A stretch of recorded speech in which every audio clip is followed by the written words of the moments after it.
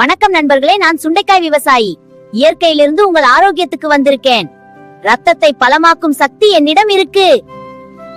15 விதமான நோய்களை நான் சரி செய்வேன். ரத்த அழுத்தம், சர்க்கரை, மலக்குடல் சுத்தம் செய்வேன். 5 மில்லிகிராம் இரும்பு சத்து என்னிடம் உள்ளது. அனைத்து விதமான கிட்னி பிரச்சனைகளையும் சரி செய்வேன். நான் சித்த மருத்துவத்தில் முக்கியமான காய். இரத்த சோகை குறைக்க உதவுவேன். ஜீரணத்துக்கும் நோய் எதிர்ப்பு சக்திக்கும் நான் உதவி செய்வேன். வயிற்றில் உள்ள பூச்சிகளை நான் அழிப்பேன்.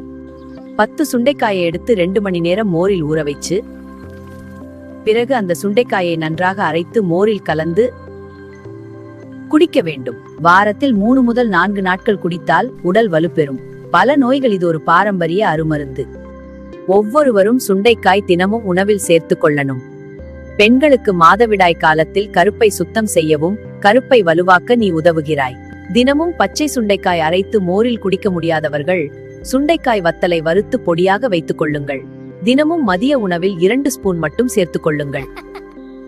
இந்த கசப்பை உடம்பில் சேர்த்துக் கொண்டால் மிகவும் நல்லது.